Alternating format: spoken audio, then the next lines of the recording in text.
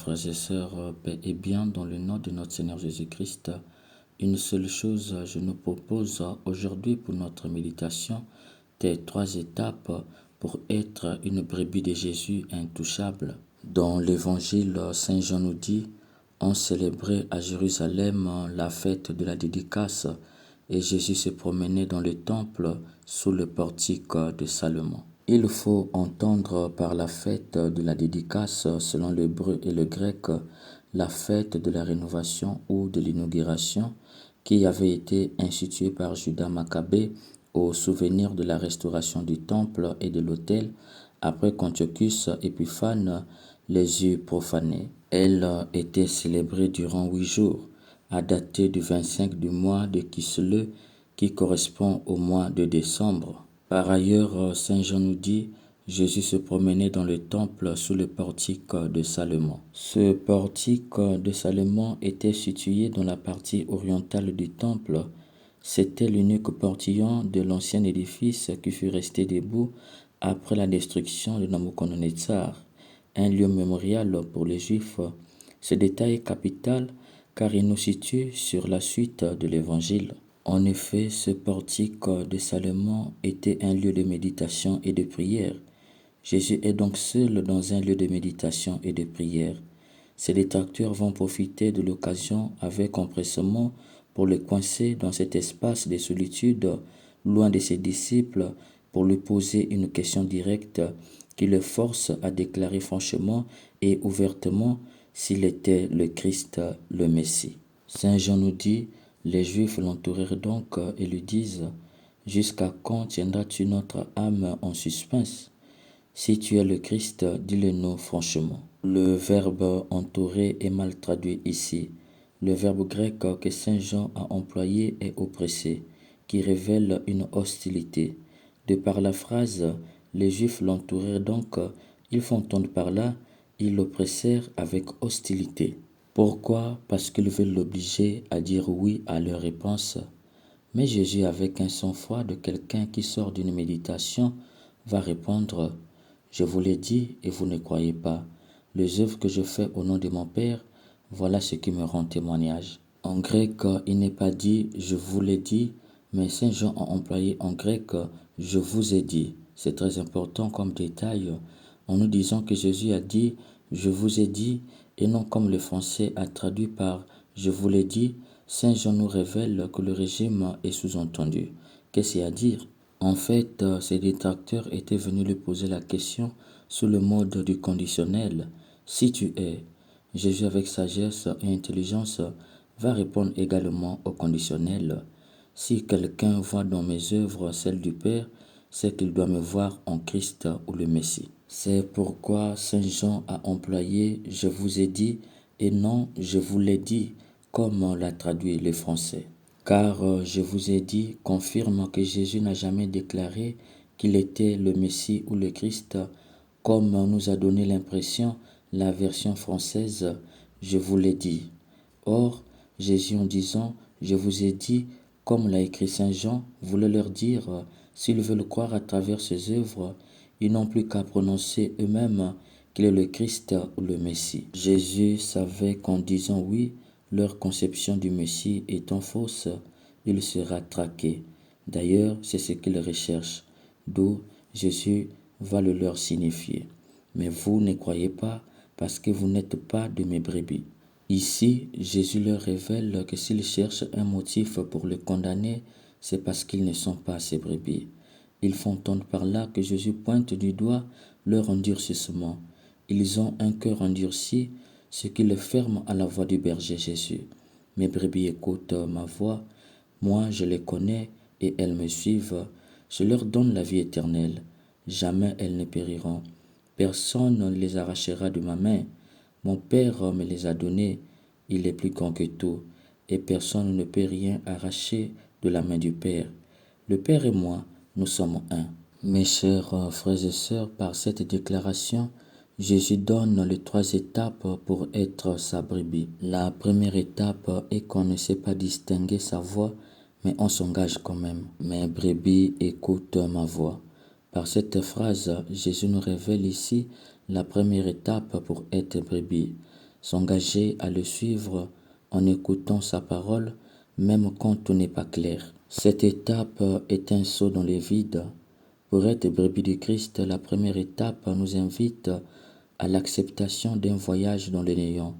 Accepter de faire un saut dans le vide. Pourquoi? C'est parce que rien n'est jamais clair avec Jésus dès le début. Car mes chers frères et sœurs, la voix du Christ n'est pas chorale. Ce serait très facile de dire que chacun prenne sa Bible pour écouter la voix du Seigneur. La voix de Jésus, il faut entendre par là un langage du ciel. Jésus parle dans la Bible, il parle aussi à travers la création, à travers la vieille, un enfant, un jeune, à travers une fête, un malheur, une maladie, une mort, bien qu'il ne soit pas l'auteur, mais au cœur de ces événements, il saisit l'opportunité pour passer un message. Étant donné qu'il nous parle en tout et à tout moment, la première étape nécessite que l'on accepte de faire un saut dans les vides, s'engager pour lui, bien que rien ne garantit que c'est lui qui parle. L'exemple approprié est celui de la Vierge Marie. Elle n'avait aucune garantie que c'était l'ange de Dieu, mais elle avait dit oui. Elle avait pris un risque et s'était engagée. Tout ce qui est demandé dans cette première étape est le désir de la voix du Christ. Marie désirait la venue du Messie comme tout bon juif. Il faut dans cette étape désirer cette voix, l'entendre dans tout, la pluie, le vent, la vie, l'échec, la mort, la fête, le deuil, le vieux, le jeune et l'enfant, le bon comme le mauvais, ce qui demande un esprit d'accueil. Je ne comprends pas, je ne sais pas si au cœur de cet événement heureux ou malheureux, c'est Jésus qui me parle, mais j'accueille tout comme venant de lui. Quand nous décidons d'aller au séminaire, nous faisons un saut dans le vide. Rien ne nous garantit que c'est notre vocation, bien que nous croyons au fond de nous. C'est au fil des années et plus le jour de l'ordination qu'on a la confirmation. Rien n'est clair au début. N'attends pas une révélation, un songe pour t'engager à être brebis du Seigneur.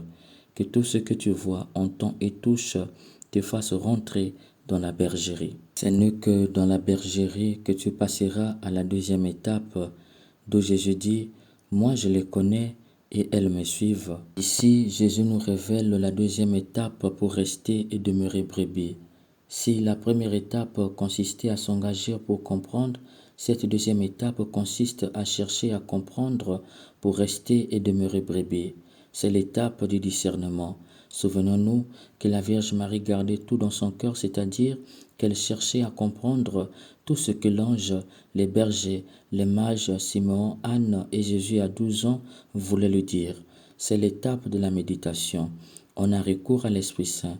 On confronte tout à la lumière de la parole de Dieu. On va demander aux personnes ressources chez un accompagnateur spirituel. On confronte ce qu'on a entendu au nom de Jésus et ce qu'on voit, ce qu'on a lu pour Jésus et le fait que cette lecture a en nous dans le bien, l'amour des ennemis et la tolérance. Cette deuxième étape est nourrie par la méditation spirituelle, la lecture spirituelle et surtout un temps d'accompagnement avec un accompagnateur spirituel.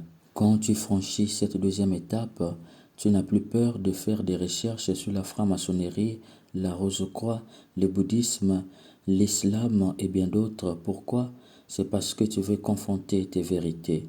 Quand tu le fais, je t'assure, tu resteras imperturbable face aux francs-maçons, aux rosicruciens, aux bouddhistes, aux musulmans et même celles des églises de réveil, car tu connais plus ou moins leur mode de fonctionnement. Tu as pu confronter ta vérité de foi avec leur vérité.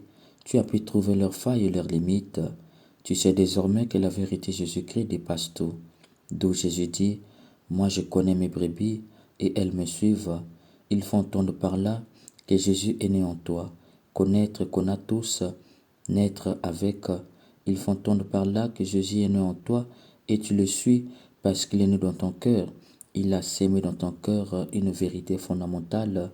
Le salut, l'unique salut, c'est en Jésus-Christ. Grâce à la confrontation, le discernement et la recherche dans cette deuxième étape, chers frères et sœurs, tu prends conscience que rien ne peut te détourner de Jésus parce que tu as compris qu'il est l'unique chemin, l'unique vérité et l'unique qui donne la vie.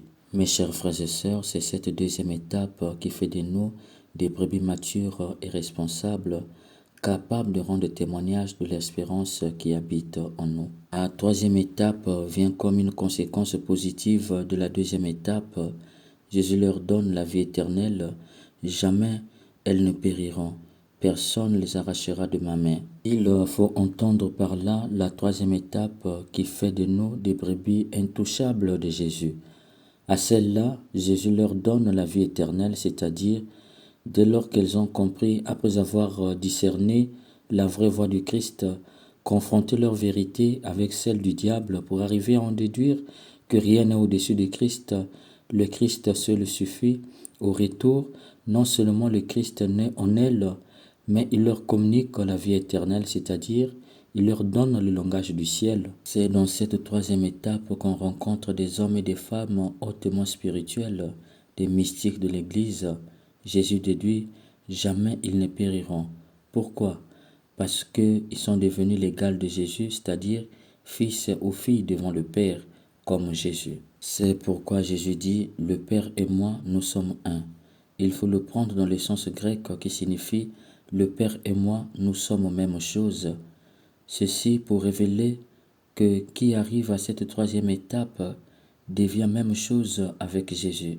Étant donné que Jésus, comme fils du Père, rien ne peut lui arriver, il en va de même à qui arrive à cette troisième étape, rien ne pourra lui arriver.